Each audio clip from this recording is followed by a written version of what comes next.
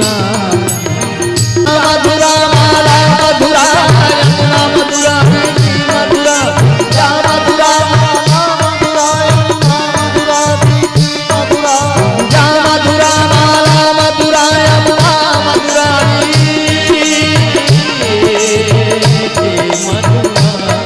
ललितम मधुरम कमलम मधुरम मधुराधि पथिरंगिरम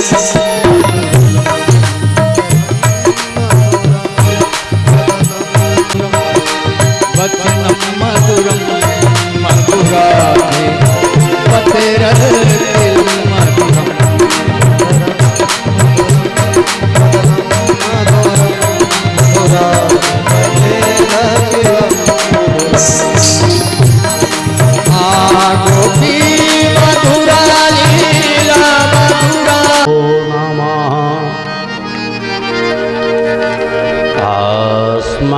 सर्वेभ्यो गुरुभ्यो नमः। श्री आंजनेयाय नमः। श्री कृष्णाय नमः। ध्येयं सदा परिभावाग्नामभीष्टदोहम् तीर्थास्पदं शिवविरिञ्चिनुतं शरण्यम् भृत्यार्तिहं प्रणतपाल भवाब्धिपूतं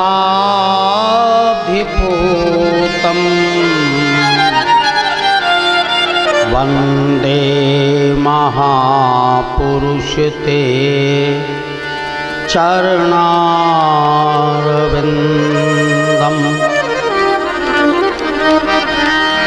त्यक्त्वा सुदोस्त्यज सुरेप्सितराज्यलक्ष्मी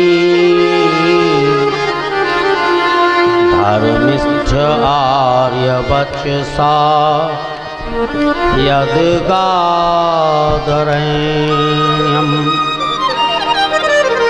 मायामृगं दयितेप्सित मन्मधाव वन्दे महापुरुषते चरणारविन्दम्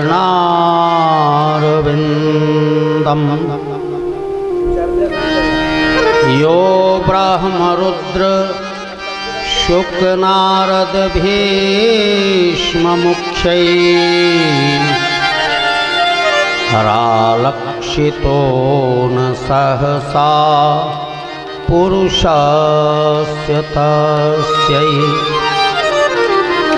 सद्यो वशीकरण चूर्णमनन्तशक्तिं तं राधिका चरणरेणुमनुस्मरामि मनोजवं मारुततुल्यवेगं जय जय नवल किशोर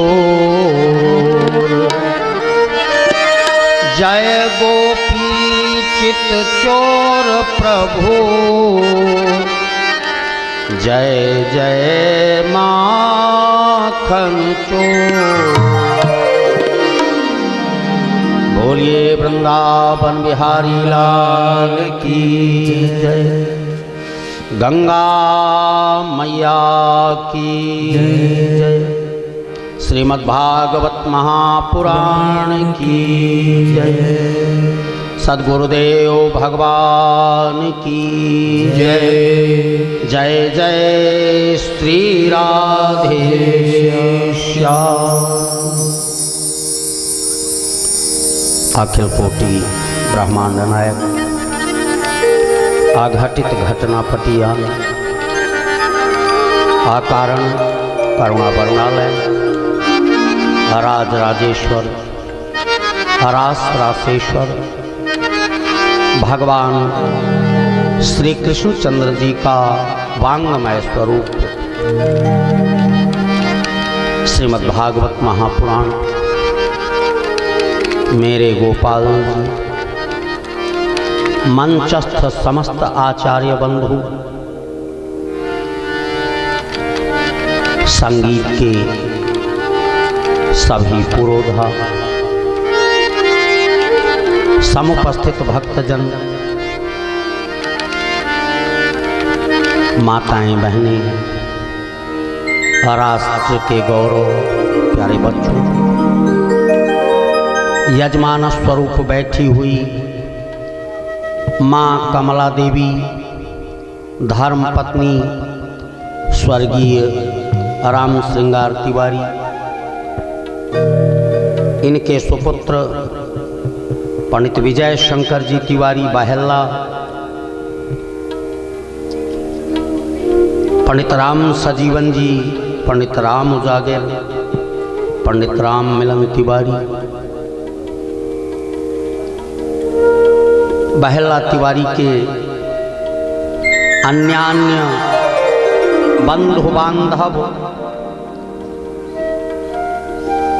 अंकित, अंबुज, अनूप, अनुज, पंडित देवेंद्र तिवारी, संतोष तिवारी, रत्नेश तिवारी, राजकुमार, कृष्ण कुमार, राजेश, सुशील, राजेंद्र तिवारी, कौशलेश, गणेश तिवारी, कमलेश तिवारी, प्रवीण, पंकज, सर्वेश, भूपेश, अभिषेक, मोदी, सरस, अमन, छोटू, निखिल, अनमोल, ब्रिजमोल, सिद्धि, आरव एवं समस्त तिवारी परिवार,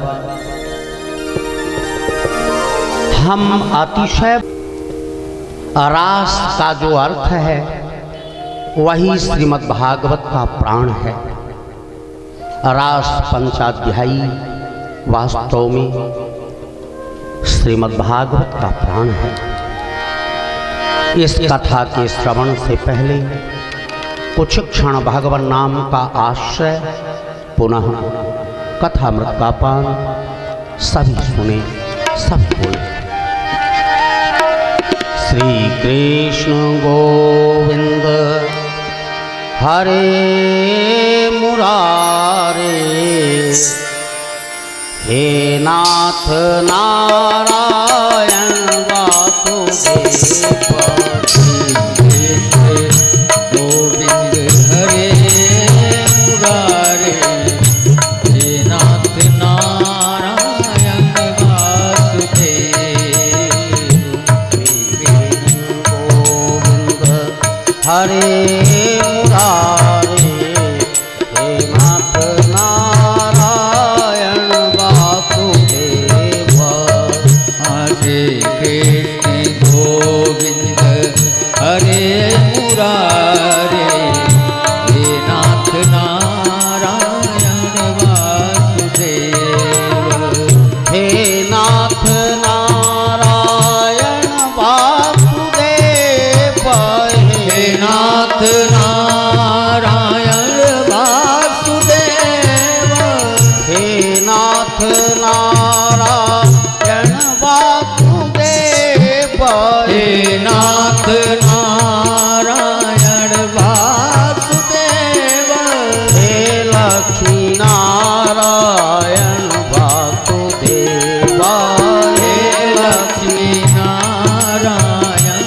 वासुदेव, श्री कृष्ण गोविंद हरे मुरारे, हे नाथ नारायण वासुदेव, हरे कृष्ण गोविंद हरे मुरारे, हे नाथ नारायण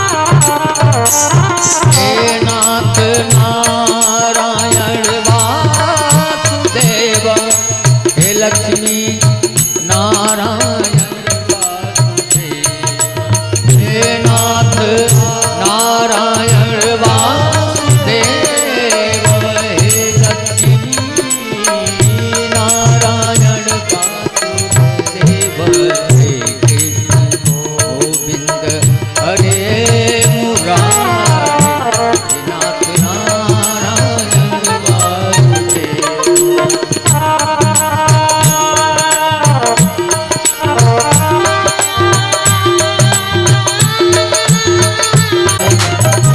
राधे कृष्ण राधे राधे कृष्ण राधे कृष्ण राधे कृष्ण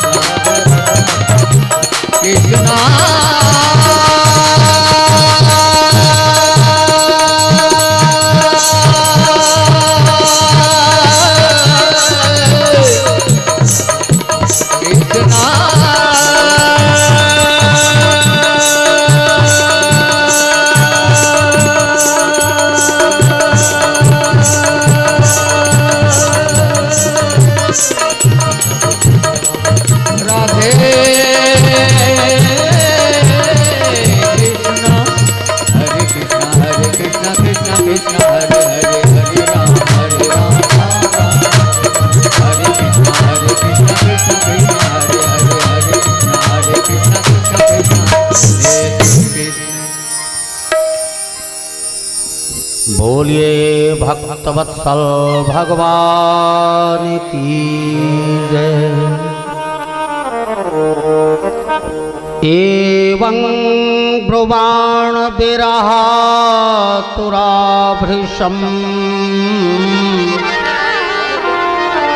ब्रजस्त्रियः कृष्ण विषक्तमानसा।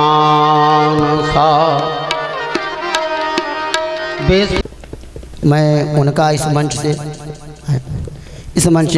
के माध्यम से उनका हार्दिक स्वागत और अभिनंदन करता हूं।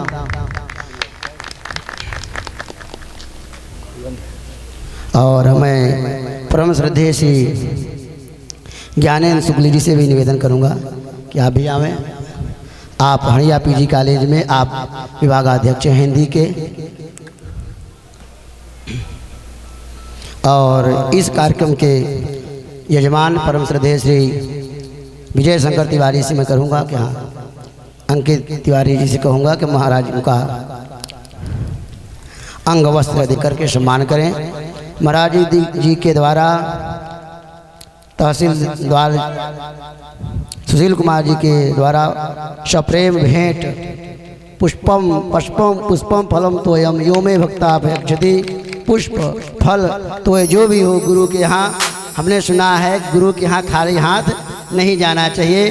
तो आज इतने बड़े अधिकारी होकर के और बड़ी श्रद्धा से गुरुदेव भगवान के चरणों में आपका यह सुमन यह पुष्प अर्पित हुआ। देखिए संसार में गुरु या पिता किसी से हारना नहीं चाहता है, लेकिन दो से हारना स्वीकार करता है, पुत्र से और शिष्य से।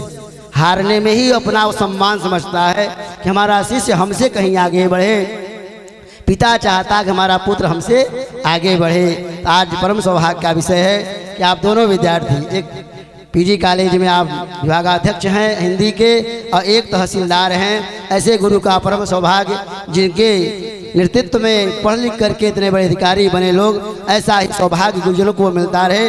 इससे बड़ी दक्षिणा जीवन में क्या होगी। तो आपका बहुत बहुत आभार, आप पधारे, आपका स्वागत है इस मंच पर। हाँ सबका सम्मान करें।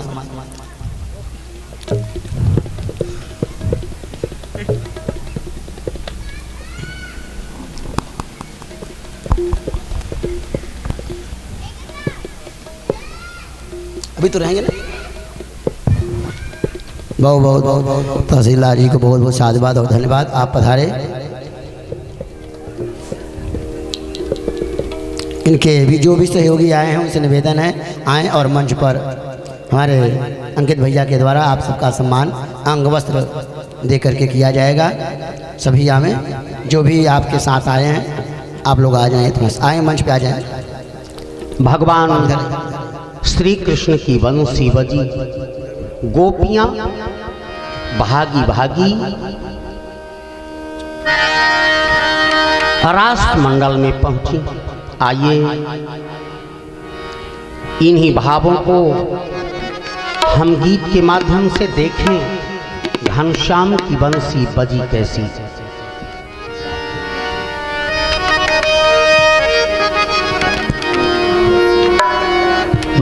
बाजे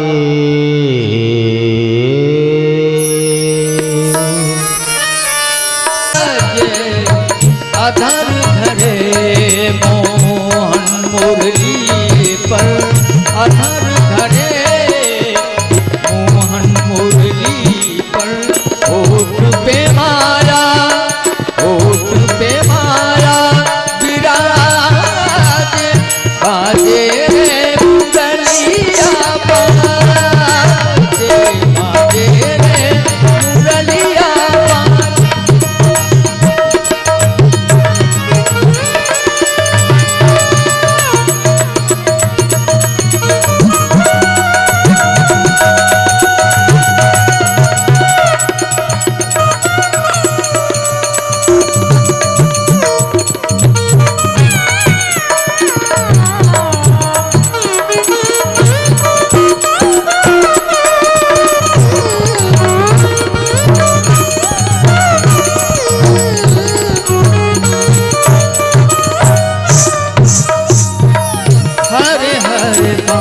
की बनी रे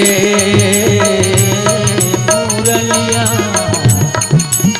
हर हर बात की बनी रे मुरलिया। मरम मरम को छुए अंगुरिया। यशोदा और नंद बाबा दोनों ने तपस्या कर ये वरदान प्राप्त किया था कि प्रभु मैं आपकी बाल लीलाओं का दर्शन करूं। भगवान ने आशीर्वाद दिया था कि अगले जन्म में कृष्ण अवतार में आप मेरे बाल लीला का पूर्ण दर्शन करेंगे। शुकदेव जी कहते, राजन आज नारद जी के मन में आया और वे कंस की दरबार में आए, क्योंकि नारद जी को हमेशा लगा रहता था कि भगवान इस कंस का वध कब करें। नारद जी ने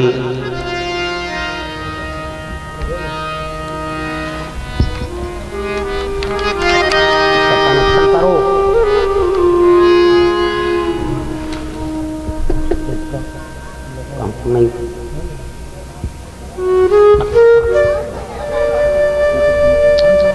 नारद जी ने कंस से पूछा, भला बताइए कब आप वध करेंगे। भगवान ने आखिर ये कह क्यों रहा है।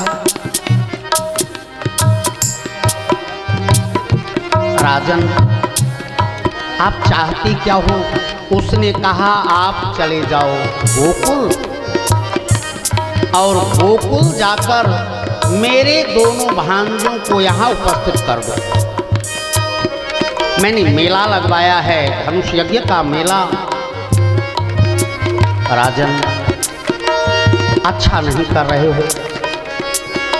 कंस ने कहा क्यों, अच्छा बुरा मैं करूंगा और उसको आप मुझे बताओगे। क्या करेंगे आप उन दोनों राजकुमारों का। दुष्ट के हृदय में तो एकदम धधक रहा था। उसने कहा दोनों का वध करूंगा। अक्रूर जी ने कहा मेरे कुल के ये तिलक हैं, क्या मैं ही कुलग्नि बनूं, अपने कुल के दीपक को ले आऊं और उनका वध कराऊं। राजन मैं नहीं जाऊंगा।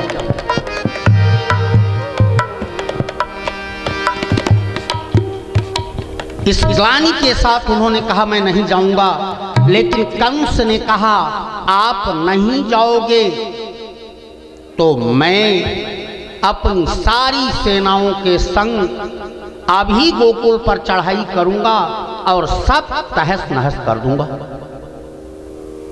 अक्रूर जी नीति के व्यक्ति थे। उन्होंने विचार किया, आई हुई विपत्ति अगर 2-4 दिन के लिए टलती जाए तो टाल देना चाहिए। 4 दिन के बाद, 4 दिनों के बाद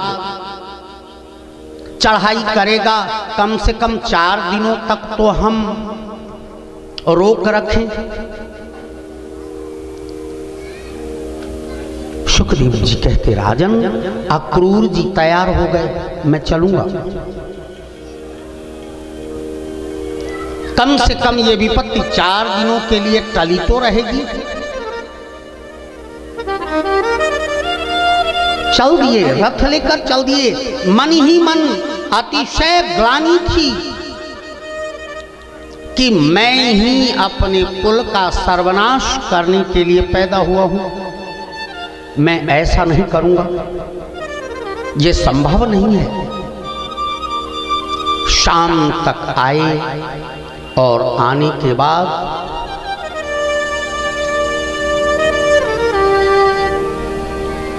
मन मन विचार कर रहे थे कि 11 वर्ष हो गए मैंने कन्हैया को देखा नहीं है, न जाने कैसा होगा। पहली बार भेंट होगी और मैं कहूं कि तुम चलो तुम्हारा वध कराऊंगा, इससे दुखद और क्या होगा। जैसे ही गोकुल में प्रवेश किया वैसे ही कन्हैया और बलदाऊ गायें चरा कर लौट रहे थे। जो गायें चरा कर लौट रहे थे उसी समय उन्होंने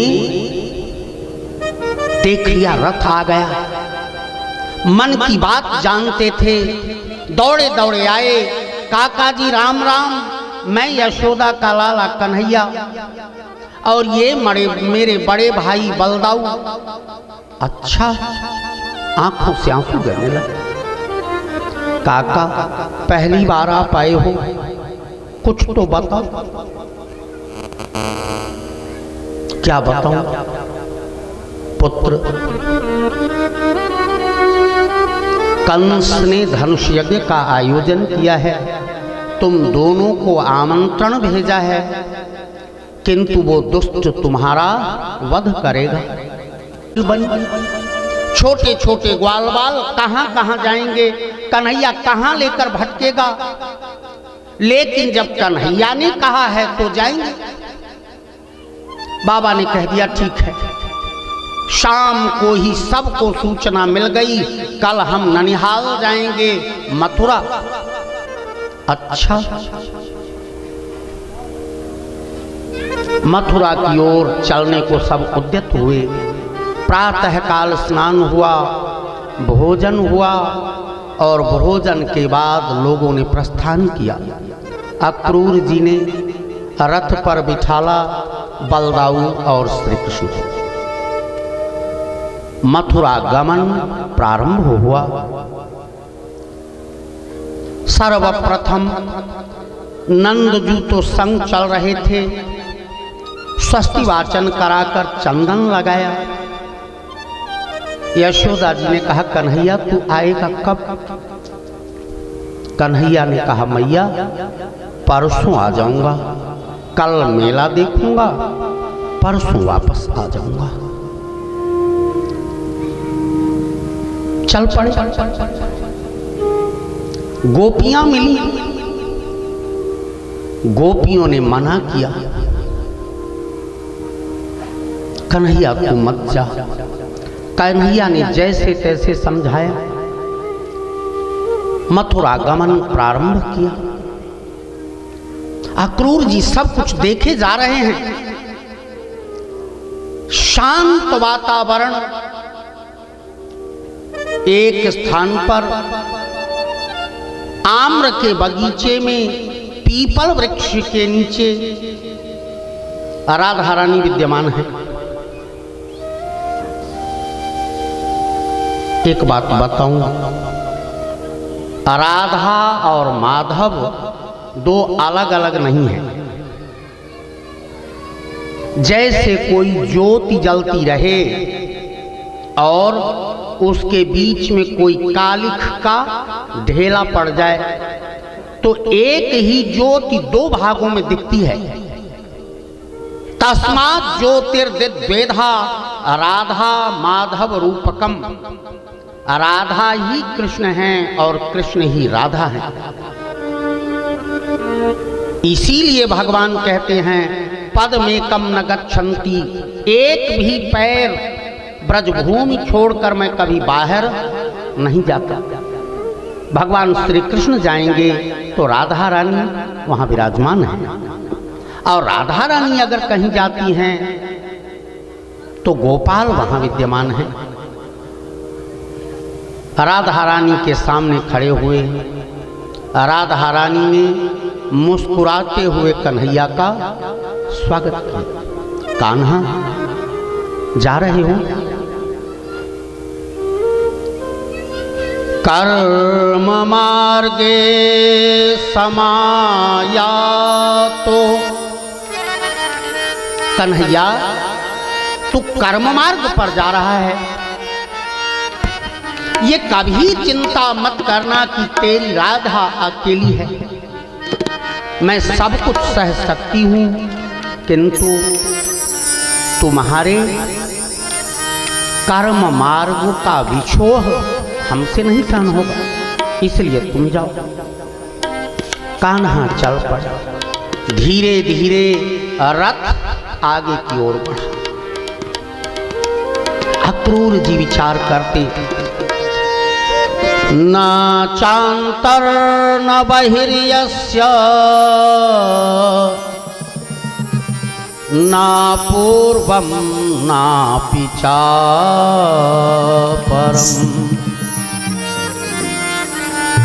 पूर्वापरं बहिश्चान्तर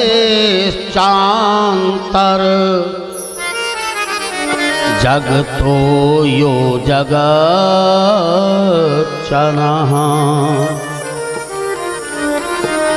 मैं बाहर से इनकी सुरक्षा करूंगा या अंदर से इनकी सुरक्षा करूंगा। फिर विचार आया ये तो साक्षात भगवान हैं। न चांतर न बहिर्यस्य न पूर्वम नापि चापरम। न तो ये पहले थे न तो बाद में हैं, और पहले भी हैं और बाद में भी हैं। पूर्वा परम बहिश्चान्तर जगतो यो जगच्चन। पूर्व में थे, बाद में थे, पहले थे। लाला तुझे रोका केवल एक काम से है, कोई और काम नहीं। तुमको मैं रोक नहीं रही कि तू यहीं रह, तू मथुरा जा। मैंने रोका इसलिए है कदंचित देवकी से भेंट हो जाए ना, उसे ये मत बताना कि मैंने तुम्हें बासी रोटी, माखन और नमक खिलाया है। अन्यथा वो ये समझेगी ये बाँझ यशोदा दूसरे का बेटा पाकर उसकी कीमत नहीं करता। इसने बासी रोटियां खिलाई तो मेरी बदनामी होगी, इसलिए कभी ये मत कहना कि मैंने तुम्हें बासी रोटी और नमक खिलाया। अब तो कन्हैया उसकी आंखों से अजस्र सुधारा प्रवाहित हो चली। सूरदास जी ने एक छोटा सा पद लिखा, आइए उन भावों को भी समेटे चलूं। कन्हैया माँ का पल्लू पकड़े रोते खड़े हैं, और मैया कहती है लाला ये मत कहना कि मैंने बासी रोटी, माखन और नमक तुम्हें खिलाया है। न माखन लोना। कन्हैया बोल पड़े, मैया संसार की वस्तुएं तो मैं भूल सकता हूँ, लेकिन तेरी बासी रोटी, माखन और नमक कभी नहीं भूलूंगा। मैया मैं तो भूलूं न माखन लोना। मैया मैं तो भूलूं न माखन लोना। भूलूं न माखन लोना, ओ भूलूं न माखन लोना। मैया मैं तो भूलूं न माखन लोना। मैया मैं तो भूलूं न माखन लोना। मैया मैं तो भूलूं न माखन लोना।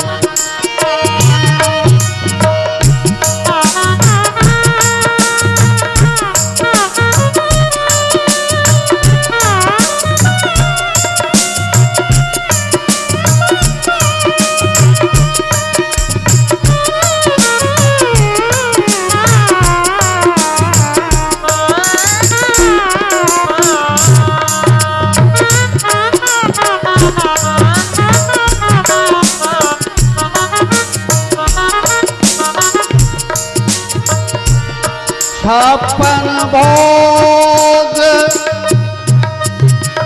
भले ही भूलूं। छप्पन भोग ओ भले ही भूलूं, ओ भूलूं।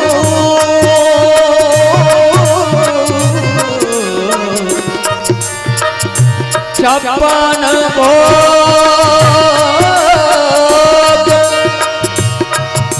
हाँ भले ही भूलूं।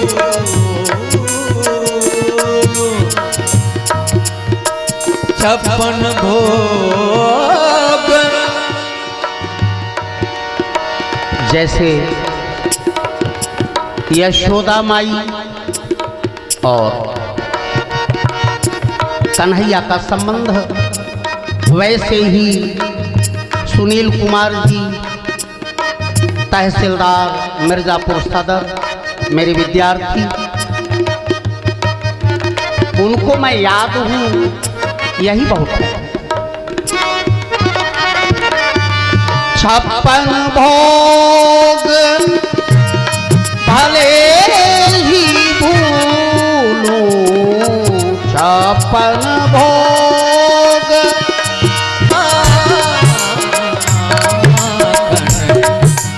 ओ माखन लोना, माखन लोना, माखन लोना। ओ माखन लोना लो, माखन लोना, माखन लोना, माखन लोना, माखन लोना। भूलूं न माखन लोना।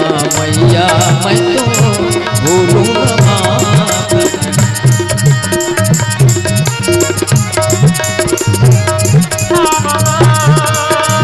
ओ माखन लोना, माखन लोना। भूलूं न मैया मैं, भूलूं न मैया मैं। माखन लोना, भूलूं न माखन लोना। मैया मैं तो भूलूं न माखन। आंचल छाव भले ही भूलूं। आंचल छाव, आंचल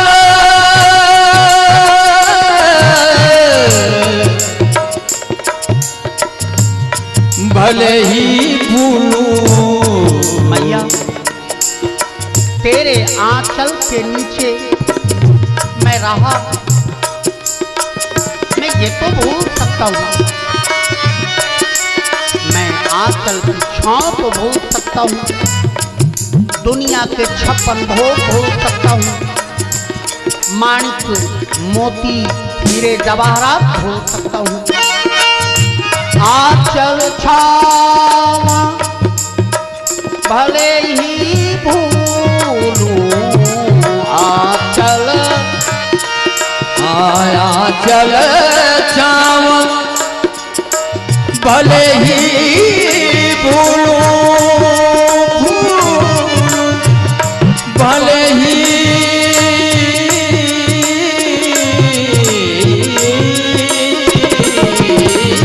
भूलूं, भले ही भूलूं नहा मैया मैं तो भूलूं नमाकन थोड़ा, मैया मैं तो भूलूं नमाकन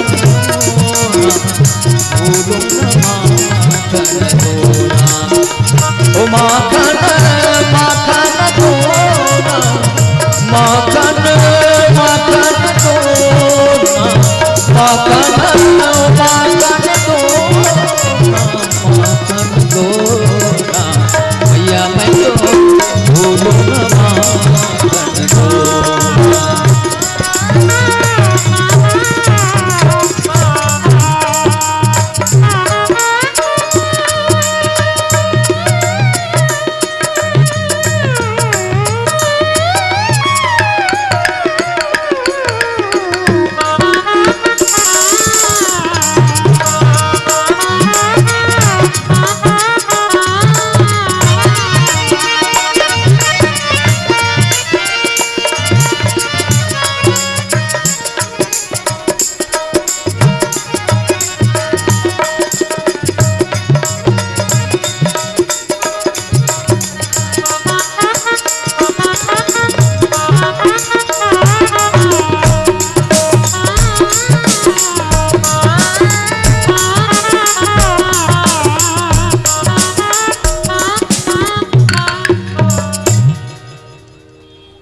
कन्हैया ने कहा, मैया मैं सब कुछ तो भूल सकता हूँ, किंतु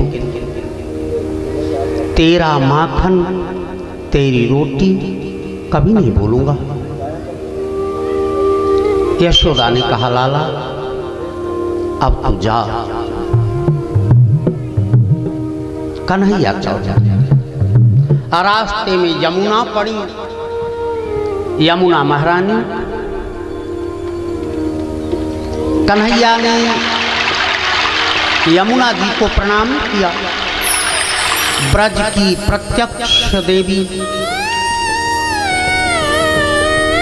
यमुना जी को प्रणाम किया। अक्रूर जी ने कहा, कान्हा कहो तो स्नान कर लूं। स्नान किया और स्नान करने के बाद चलना प्रारंभ किया। अक्रूर जी ने जैसे ही डुबकी लगाई, देखा तो कन्हैया बलदाऊ की गोद में अपना सिर रखकर सो रहा है। ये तो रथ पर डुबकी लगाई तो नीचे देखा कि शेष नाग पर वही कन्हैया विराजमान है।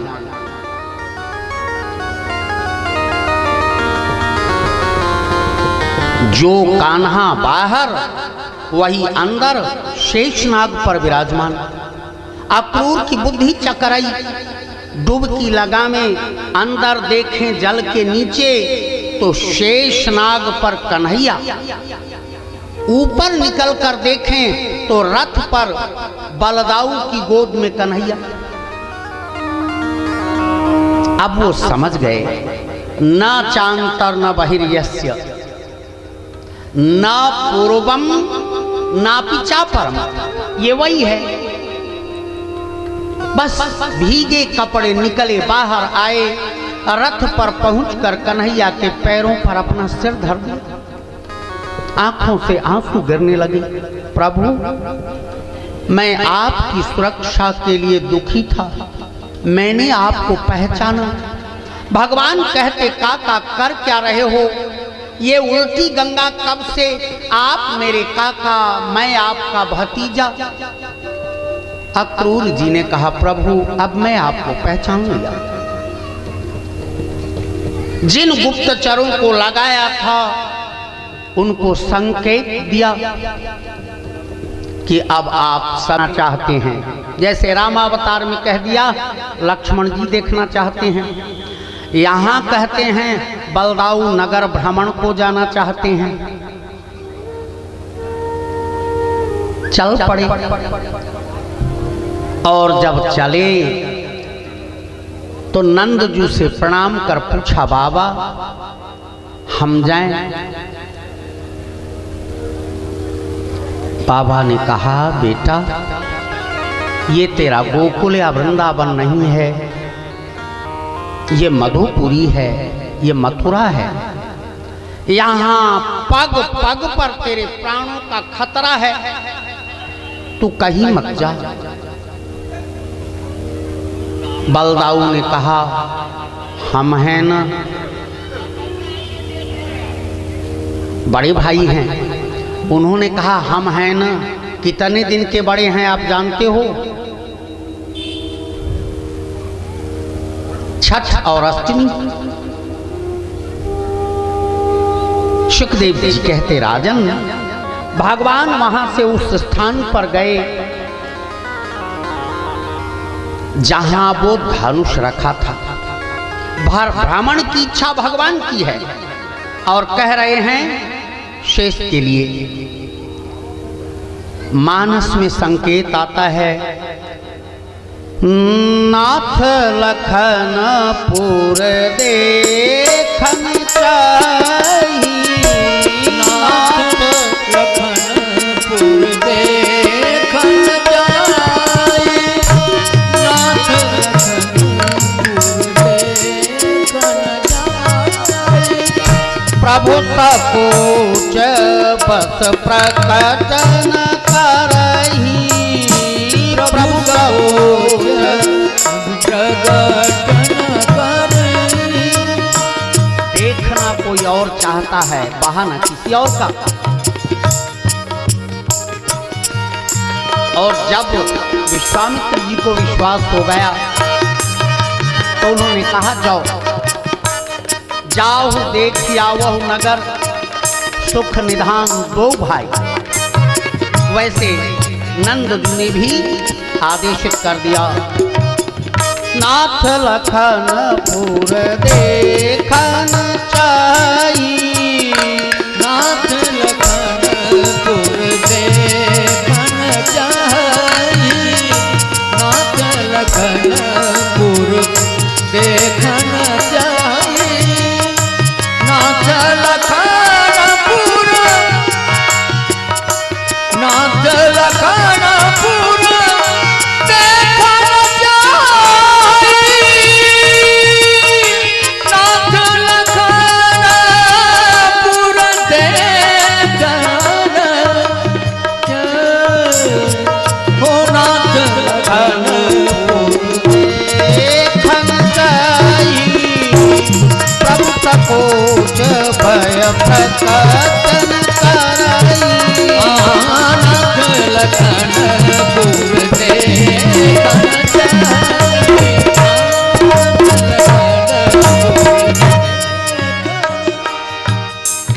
भगवान वहां से नगर भ्रमण पर निकले और नगर भ्रमण पर आकर उस स्थान पर आए जहां धनुष रखा था। कई आचार्य उसकी सुरक्षा में लगे थे और जब आचार्य सुरक्षा में लगे थे, आचार्यों को दूर से प्रणाम किया, क्योंकि भगवान विनयशील तो थे ही, स्वरूप से ही पता चला। आचार्य जी इस मंच के पास आकर धनुष को देख लें। आचार्यों ने एक दूसरे की ओर देखा, मुस्कुराई और मुस्कुरा कर कहा, हाँ हाँ देख लो देख लो। नजदीक आकर देखने लगे। पुनः निवेदन किया, आचार्य जी इसको एक बार छू लूं क्या? आचार्यों ने कहा चलो छूना चाहते हैं तो छू लें। छू लिया और छूने के बाद फिर निवेदन किया, महाराज जी इसको उठाऊं क्या? अब तो आचार्यों के होश उड़ गए। उन्होंने कहा तू पागल है, तेरी बुद्धि बिगड़ गई है। आज तक इस धनुष को महाराज कंस के अलावा किसी ने उठाया नहीं और तू कहता है इसको उठाऊं? भगवान ने रुआसा सा मुंह बनाया, मानो अब रो देंगे। उन्होंने कहा मैंने कौन गलती की है, आप हमको डांट रहे हो? अरे आप हाँ ना कह देते, 2 बूंद आंसू गिराई। आचार्यों को दया आई। उन्होंने कहा जब कह रहा है छोटा बच्चा है तो उठा लेने दो, इसका भी शौक पूरा हो जाए। अरे उठे ना उठे क्या मतलब, बच्चा है कह रहा है तो उठवाने दो। आचार्यों ने आदेशित कर दिया। भगवान मंच पर आए, धनुष को प्रणाम किया, क्योंकि ये परशुराम जी द्वारा प्रदत्त धनुष था। कंस को परशुराम के द्वारा प्रदत्त धनुष था। ये गर्ग संहिता में इसका स्पष्ट वर्णन है। यह धनुष परशुराम ने सौंपा था महेंद्र पर्वत पर, और देते समय ये कहा था भगवान शिव से पूछकर कि जो इस धनुष को तोड़ देगा वही तेरा काल है। भगवान ने दूर से पहले धनुष को प्रणाम किया, फिर स्पर्श करके प्रणाम किया। सुखदेव जी कहते करेण वामेन सलील मुद्रितम सज्जं च कृत्वा निमिषेण पश्यताम् नृणां विकृष्या प्रवभञ्ज मध्यतो यथेक्षुदण्डं मदकर्षुरुक्रमः यथेक्षुदण्डं मदकर्षुरुक्रमः। जैसे ईख का पेड़ कितना भी मोटा हो, लेकिन उसके दोनों किनारे पकड़कर आप नीचे की ओर खींचें तो जहां से गांठ है वहीं से चटक जाएगा। वैसे ही जैसे रामावतार में धनुष टूटा था, जैसे ही विश्वामित्र जी ने कहा उठहु राम भंजहु भव, मेटहु तात जनक परितापु। भगवान उठे, प्रणाम किया। प्रणाम किसको किया? पहले गुरु ही प्रणाम मन ही मन की गुरु ही प्रणाम मन ही मन की अति लाघव उठाई धनुलीना अति लाघव उठाई धनुलीना लेत चढ़ावत। लेते हुए लोगों ने देखा, लेकिन उसके बाद फिर नहीं देखा।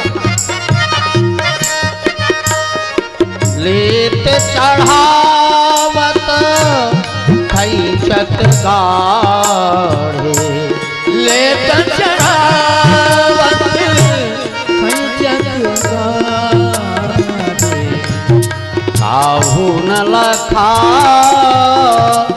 रहे सब ठाढ़े, काहू न लखा रहे सब। जैसे ही भगवान श्री कृष्ण ने धनुष को उठाया, प्रत्यंचा चढ़ानी चाहिए कि बीच से वो वैसे ही टूट गया जैसे ईख बीच से चटक जाती है। घोर शब्द हुआ, कंस अपने आसन से गिर पड़ा। इतना भयानक शब्द हुआ। सुखदेव जी कहते, राजन, गिर जाने के बाद कंस की समझ में न आए यह है क्या, यह आवाज कैसी है, क्यों है। कन्हैया ने कहा, बलदाऊ अब यहां से चलो। वहां से चल पड़े।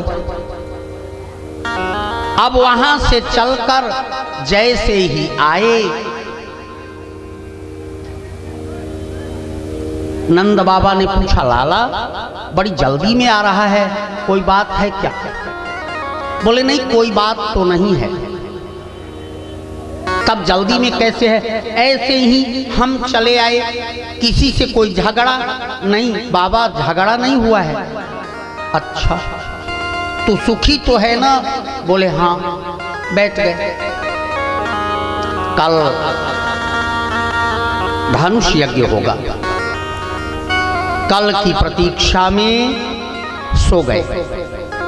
सबने प्रसाद पाया और प्रसाद पाने के बाद आराम से रात्रि विश्राम के लिए पड़ गए। और रात्रि विश्राम के बाद सुबह को वो जाएंगे जहां धनुष यज्ञ के मुख्य द्वार पर कुबलया पीढ़ हाथी, कुबलया पीढ़ हाथी, इस हाथी का उस पर आक्रमण होना चाहिए और वो बचना नहीं चाहिए। रंगभूमि के बीच में एक बहुत बड़ा अखाड़ा बना है। उस अखाड़े में दुनिया के बड़े बड़े पहलवान, मुष्टिक, चारूढ़, सल, तोशल, जो विश्व स्तर के पहलवान थे वो थे। कल की तैयारियां बड़ी तेजी से थीं। सबको कंस ने कह रखा था, आ रहा है तो बचकर नहीं जाना चाहिए। तैयारी केवल एक, कृष्ण और बलदाऊ का वध कैसे हो जाए। इधर गोपियों ने पूरे दिन तक कोई प्रसाद नहीं पाया, और जब प्रसाद नहीं पाया मन मन विचार करती हैं, उनका कान्हा ब्रज से चला गया, गोकुल धाम सूना हो गया।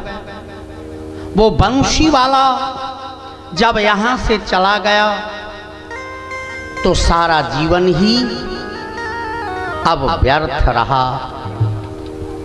ये दिल ले गया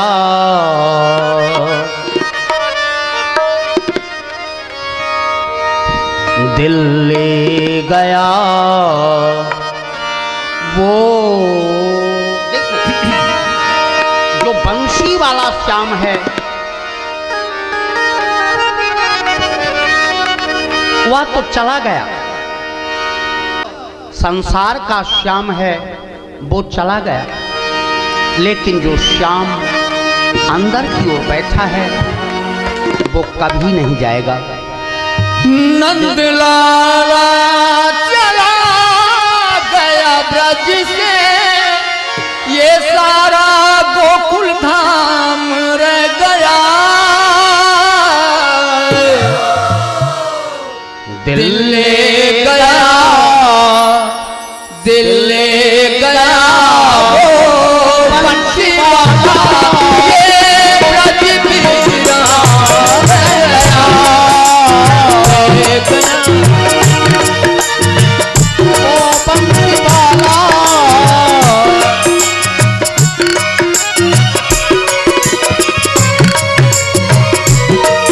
मोरा कान्हा, हाँ कान्हा चला गया ब्रज से, ये सारा गोकुल धाम रह गया,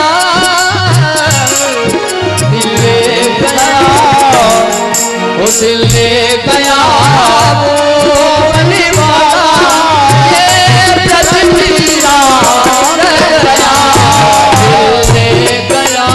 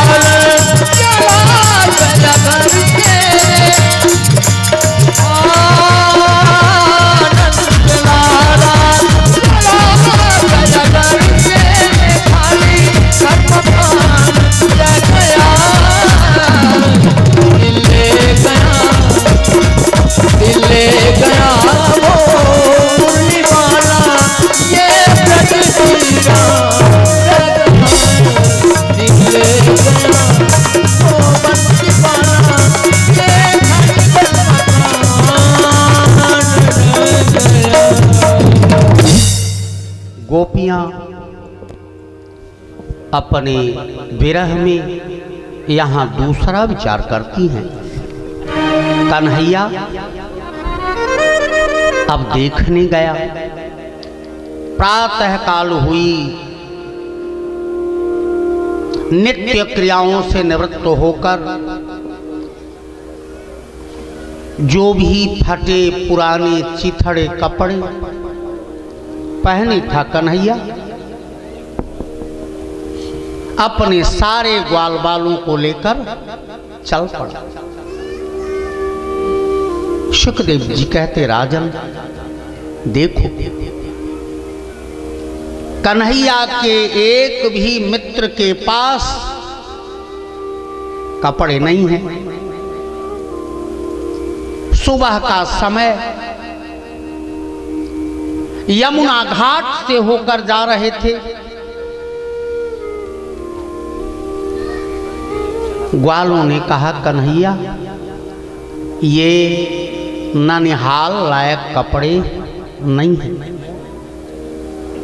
नारायण अपने मित्रों के संग वैसा दिख रहा है जैसे मित्र हैं। ऐश्वर्य शक्ति को छिपा दिया है। कन्हैया ने कहा, अच्छा आओ ननिहाल के कपड़े दिलाता हूं। नदी के किनारे अरजक धोबी कपड़े धो रहे थे, वहां पहुंच गए। निवेदन किया, मामा राम राम। धोबी ने घूर कर देखा, तू मेरा किस जन्म का भांजा और मैं तेरा किस जन्म का मामा, बता। उन्होंने कहा, मामा जी नाराज क्यों होते हो? जो यहाँ के राजा महाराज कंस हैं वो मेरे सगे मामा हैं, और मामा के घर आऊं तो जो भी मिल जाए सब मामा। इसलिए मैंने कहा। अच्छा हाँ, तो क्या कहा बताओ? कह ये रहा था, ये अच्छे सुंदर कपड़े आप पहन रहे हो। उसने कहा, मैं ये पहनता निकालता इसलिए हूं कि ये महाराज कंस के कपड़े हैं। इनको मैं कभी छू तक न पाता, लेकिन यहाँ एकांत में पहनकर अपने को कंस महसूस करता हूँ। अच्छा तो मामा जी एक काम करो, हम लोगों को भी एक एक दे दो ना, हम भी कुछ अनुभव करें। उसकी भौहें तन गईं। अरे तू भिखारियों की औलाद, कभी देखा है कपड़े? ये हीरे जवाहरात जड़े हुए कपड़े हैं, ये तुम लोगों के लिए नहीं है। चल भाग यहां से। शुकदेव जी कहते, राजन एक बहुत छोटा सा ग्वाल बाल जो उसके संग कन्हैया की उंगली पकड़कर चल रहा था, उसको ये बात बहुत खराब लगी। उसने कहा, कन्हैया ये रजक आंकड़ बहुत रहा है, पूतना वाले हाथ दिखा, जो होगा सो मैं देख लूंगा। स्वयं चल नहीं सकते, कन्हैया की उंगली पकड़कर चल रहे हैं, लेकिन अपने इष्ट के अपमान को सह नहीं सकते। उस ग्वाल ने कहा, कन्हैया मार एक तमाचा इसको, जो होगा सो हम देख लेंगे। ठीक वही अस अभिमान जासुर भोरे, अस अभिमान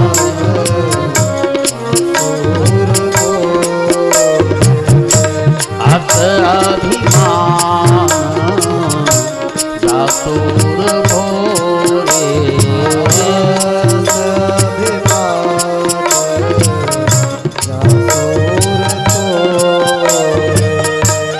मैं सेवक रघुपति पति मोरे, मैं सेवक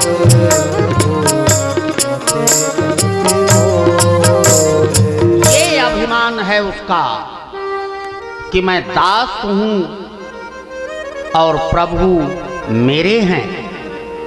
सुखदेव जी कहते राजन, जैसे ही उस ग्वाल बाल ने कहा, कन्हैया ने एक तमाचा जो मारा, रजक की गर्दन टूटकर दूर जा गिरी। जितने भी धोबी घाट पर कपड़े धो रहे थे सब वहां से भागे। कन्हैया ने कहा, ग्वालों अपनी अपनी रुचि के कपड़े पहन लो। सब ने अपने मन से जिसको लाल, पीला, हरा, काला, नीला, नारंगी जैसा अच्छा लगा सब ने पहना। और पहनने के बाद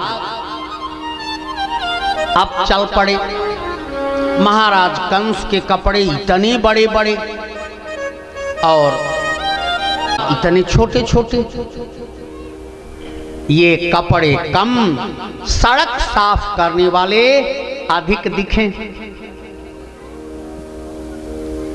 बड़ी मुश्किल। हमारी गुरु परंपरा से पंडित रमाकांत शुक्ल जी, मैं अपनी गुरु परंपरा को सादर प्रणाम करता हूं और व्यासपीठ से आशीर्वाद देता हूं कि पंडित रमाकांत शुक्ल जी सुखी रहें, स्वस्थ रहें, दीर्घायु हों। सुखदेव जी कहते राजन, जब कन्हैया ने बड़े बड़े कपड़े पहने, पूरी सड़क साफ होती जाए, कन्हैया ने निवेदन किया, ग्वालों ये कपड़े तो और मंगनी के लगे, जो पहले थे सोई ठीक थे, कम से कम नाप में तो थे, ये कैसा कर दिया।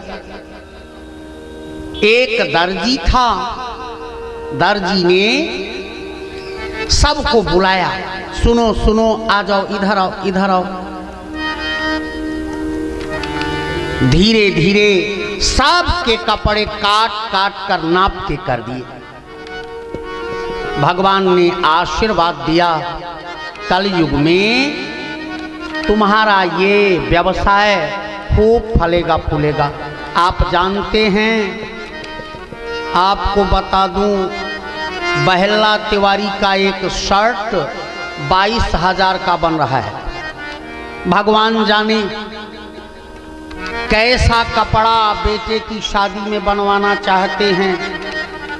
तिवारी जी का एक शर्ट 22,000 में बन रहा है। आखिर बहल्ला तो बहल्ला ठहरे, अब क्या क्या करेंगे भगवान जाने।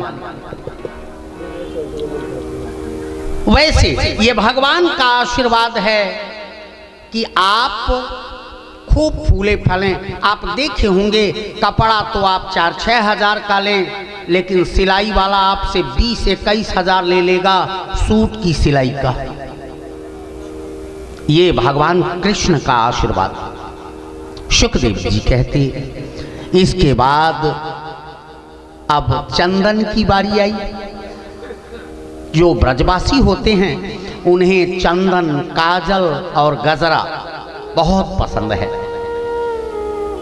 जब नाप के कपड़े हो गए, तब ग्वालों ने निवेदन किया कि देखो कन्हैया, चंदन के बिना काम नहीं चलता। तब तक देखा तो सुदास नाम का माली, उसका घर पड़ गया। भगवान ने कहा रुको रुको रुको रुको रुको, यहीं चलते हैं। सुदास के घर गए, उसने बड़े प्यार से सुंदर हार बनाए और सारे ग्वाल बालों को पहना दिया। भगवान श्री कृष्ण ने भी हार पहना। बोले अब बताओ, अब तो ठीक है ना। बोले हाँ चंदन। भगवान अपने हाथों में एक कटोरी लिए चली जा रही थी और ये कटोरी चंदन से भरी थी, लबालब बड़ी सुंदर सुगंध निकल रही थी। भगवान ने बुलाया, सुंदरी अब वो रुक ने उसे सुंदरी कहा है, रुकी। पीछे मुंह करके उसने कहा, बाबा तूने मुझे सुंदरी कहा? बोले हाँ। उसने कहा, मैं 3 जन्मों से आपका पीछा कर रही हूं। उसने मन मन सोचा था ये मेरा पुत्र होता। रामावतार में वही मंथरा थी और कृष्णावतार में वही कुब्जा है। भगवान ने कहा, सुंदरी क्या ये चंदन मेरे माथे पर लग सकता है? आप ये बताओ आप कौन हो? भगवान ने कहा, मैं कंस का भांजा। सुंदर कंस सम्मता त्रिवक्र नामा ह्यनुलेप कर्मणि मदभावितम भोजपतेरति प्रियम बिना युवाम कोन्यतम तदर्हति बिना युवाम कोन्यतम तदर्हति। दास्याम्यहम, मैं दासी हूँ। उसके पास चले गए। कुब्जा ने भगवान के माथे पर चंदन लगाए और चंदन लगाकर अन्यान्य गोपों को भी चंदन लगवाया। और कन्हैया उसके पास खड़े थे। मधुमंगल ने मजाक किया, कन्हैया जैसे तू 3 टेढ़े का टेढ़ा है ना राजन, उसी समय भगवान श्री कृष्ण ने एक पांव से उसका पांव दबाया, उसकी गर्दन पकड़ी, जो खींच मारी, वो एकदम सुंदरी होकर प्रकट हो गई। भगवान को प्रणाम करते हुए उसने कहा, हे प्रभु मेरा जीवन अब आपको समर्पित है। कृपा आपने की, इसके लिए हम आपके ऋणी हैं। अब चंदन पूरा लग गया और चंदन लगने के बाद भगवान उस दिशा की ओर बढ़ने लगे जहां रंगभूमि थी। देखो, भगवान को रसो वैसह कहा जाता है। वैसे तो केवल एक रस ही प्रधान होता है, जो रस व्यक्ति चल पड़े।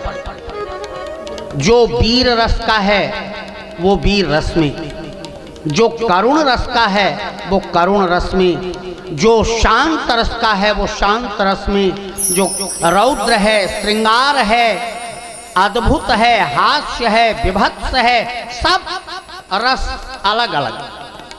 आपको इसका अनुभव होगा।